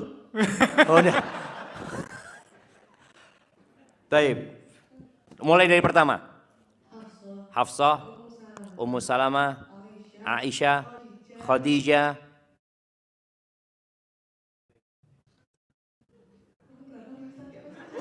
Baru 4, tinggal 5. Baru 4. Sofia. Tenang.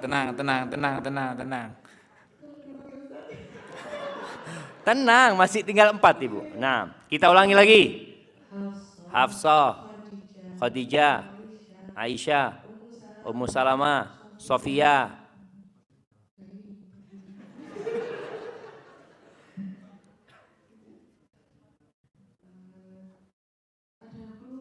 Masya. Dikurangi, iya. Satu. Ya tidak apa-apa sudah dikurangi. Kasih 1 juta. Ya, boleh. Kasih 1 juta. Masya Allah. Sekarang yang laki. Sebutkan 10 sahabat yang dijamin masuk surga. 10, tidak bisa kurang sudah.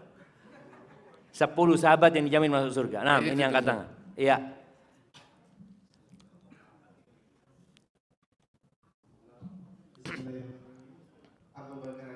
Abu Bakar Siddiq, Umar bin Khattab, Utsman bin Affan, Ali bin Abi Thalib, Abu Ubaidah Amir bin Jarrah, Sa'ad bin Abi Waqqas. Tidak masuk yang 10 itu. Zubair bin Awam, Talha bin Ubaidillah,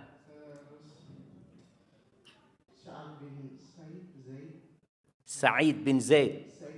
Nah, kurang 50 yang ini karena salah. Ya, satu lagi. Enggak.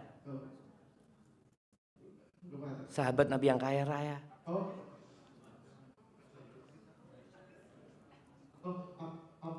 Abdurrahman bin Auf. Berarti bagi 2 itu. Bagi 2. Masya Allah. Barakallahu fikum. Nah, 1 juta sana. Oke. Ya, nanti saja ya baginya. Nanti gak jadi sekarang ya? Gak jadi sekarang. Ya, nanti gampang baginya. Ini masih ada sisa waktu. Ini gimana? Dari pertanyaan balik ke pertanyaan lagi atau kuis? Nah, ada pertanyaan lagi nggak apa-apa? Pertanyaan lagi nggak apa-apa? Iya, Bismillah, masih belum. Bismillah. Ya. Nah, balik ke pertanyaan lagi. Ya. Bismillahirrahmanirrahim. Kami lanjutkan untuk pertanyaannya, Ustaz. Apa yang kita lakukan jika dalam bekerja, Ustaz? Hati kita disakiti oleh klien hingga sulit memaafkan, Ustaz. Masya Allah. Nah, nggak disebutkan siapa yang tanya itu, enggak? Sengaja tidak saya sebutkan, Ustaz. Oh, Masya Allah. Iya, ahibati fillah, bicara sakit hati. Sakit hati ini termasuk yang mengurangi kebahagiaan kita. Oleh karena itu, Allah memerintahkan kepada kita untuk memaafkan. Abu Bakar As-Siddiq itu pernah disakiti sama sepupunya sendiri. Padahal sepupunya ini miskin, Abu Bakar suka ngasih santunan, dan bentuk menyakiti hatinya gak ketulungan. Namanya Mistah. Mistah itu ikut menuduh putrinya Abu Bakar, Aisyah, berzina. Bayangin. Istrinya Nabi dituduh berzina, disebarkan kemana-mana, padahal masuk keponakannya sendiri. Sakit Abu Bakar hatinya. Akhirnya Abu Bakar bersumpah tidak akan memberikan santunan kepada Mistah. Nggak ada maaf buat Mistah. Sakit. Akhirnya Allah tegur. Allah katakan falyafu wal yasfahu. Hendaklah mereka memaafkan dan tidak memberikan hukuman sudah kepada orang itu. Allah mengatakan ala tuhibbuna ayyaghfirallah lakum. Apakah kalian enggak mau diampuni dosanya sama Allah? Setelah turun ayat itu Abu Bakar mengatakan bala ya Allah, iya aku kepingin diampuni dosanya. Akhirnya sadar kalau kita pun punya banyak kesalahan. Abu Bakar menebus sumpahnya, lalu dia bersumpah lagi untuk tidak mencabut nafkah yang dia berikan kepada Mistah. Jadi kalau bicara antum sakit hati, yang pertama sakit hati itu tidak akan mengangkat derajat antum, yang ada hanya akan membuat antum sesek dadanya. Maka usahakan memaafkan dan minta pahalanya di sisi Allah Azza wa Jalla. Lalu kita tahu diri, kita pun sering punya salah sama Allah. Bahkan dalam sehari berulang kali kita punya salah sama Allah Subhanahu wa taala. Mudah-mudahan dengan cara seperti itu kita bisa menerima kesalahan orang itu. Dan di malam-malam Lailatul Qadar doanya apa? Allahumma innaka afuwun tuhibbul afwa fa'fu anni. Ya Allah, sesungguhnya Engkau itu Maha Pemaaf. Engkau cinta dengan maaf. Maafkan aku ya Allah. Masa setelah baca doa itu kita nggak mau memaafkan orang lain? Kan malu kita jemaah. Maka mudah-mudahan cara seperti itu kita bisa menerima dan minta pahala di sisi Allah Azza wa Jalla. Hada wallahu a'lam bissawab. Bismillahirrahmanirrahim. Pertanyaan selanjutnya, Ustaz, dari Pak Maulana, SD Unggulan Permata Jingga. Pertanyaannya adalah, bagaimana membedakan sebuah kebenaran yang itu bukan tipu daya iblis dalam perihal mengambil keputusan sehari-hari, Ustaz? Masya Allah jemaah. Nabi Muhammad SAW itu beliau menjadi pemimpin umat Islam. Tapi Allah mengatakan kepada Nabi, ini Masya Allah ada hubungannya dengan pertanyaan yang sebelumnya, maaf ya. Allah itu mengatakan kepada Nabi SAW, Fabima rahmatin minallahi lintalahum. Ini buat para pemimpin, buat para atasan ya, hendaklah mereka punya sifat lembut ya. Allah mengatakan atas dasar rahmat Allah kepadamu, engkau dapat lembut kepada mereka. Walau kunta faddan ghalidhal qalbi lan faddu min haulik. Apabila engkau kasar, keras hatinya, ditinggal sama orang-orang itu. Terus apa kata Allah? Fa'fu anhum, maafkan mereka. Maafkan mereka. Ini Nabi disuruh memaafkan orang-orang yang nyakitin Nabi SAW. Fa'fu anhum. Yang kedua, wastaghfir lahum. Bukan hanya memaafkan, tapi engkau berdoa, minta agar Allah mengampuni dosa mereka. Sampai seperti itu jemaah. Jadi bukan sekedar maaf, tapi mendoakan, ya Allah mudah-mudahan fulan diampuni ya Allah dosanya. Kemudian yang ketiga, wasyawirhum fil amri. Ini ketika mau ambil keputusan, ajak mereka musyawarah. Maka Nabi SAW subhanallah, beliau padahal dapat wahyu dari Allah, tapi tetap beliau bermusyawarah. Dengan perkara-perkara yang memang keputusan yang hendak diambil berkaitan dengan maslahat umum, beliau musyawarah. Mau perang Badar musyawarah, perang Uhud musyawarah, berbagai macam hal beliau, perang Khandaq beliau bermusyawarah. Jadi tatkala kita mau ambil keputusan, tadi kalau takut kita apakah ini bisikan setan, ya kita pertama minta petunjuk sama Allah Azza wa Jalla. Kemudian kita bermusyawarah. Kalau ternyata keputusannya ini Ustaz kayaknya berat buat ana, istikharah. Minta pilihan sama Allah SWT, kemudian ambil keputusan tersebut. Insya Allah orang yang beristikharah tidak akan pernah menyesal, dan orang yang bermusyawarah juga tidak akan menyesal. Jadi ketika ambil keputusan dan sudah diambil, serahkan sama Allah. Jangan pernah mengatakan, oh ini karena ana, karena pikiran ana, jangan. Fa idza azamta fatawakkal 'ala Allah. Kalau engkau punya tekad sudah tadi ambil keputusan, serahkan sama Allah. Allah cinta kepada orang-orang yang bertawakal kepadanya. Hadza wallahu a'lam bissawab. Insyaallah. Menuju sholat maghrib masih 10 menit lagi Ustaz. Kita lanjut pertanyaan Ustaz. Masya Allah. Siap. Alhamdulillah. Terakhir, kemudian doa dan kesimpulan. Pertanyaan terakhir Ustaz, ini tentang tetangga Ustaz. Izin bertanya Ustaz, tentang tetangga lingkungan rumah saya yang terkadang terbawa emosi sehingga marah-marah ke keluarganya sendiri dan marah-marahnya sampai keluar rumah. Apa yang harus kita lakukan sebagai tetangganya beliaunya itu? Masya Allah. Jadi dia marah di rumah tapi tetangga dengar gitu. Mungkin temboknya kurang tebal. Iya, pertanyaan ini sangat bagus sekali ya, menunjukkan kepedulian kita sesama tetangga. Walaupun di masa sekarang ini hak-hak tetangga itu mulai dilupakan. Yang pertama harus kita lakukan, kita menjalin hubungan baik dengan tetangga. Sebelum ngasih nasihat tetangga.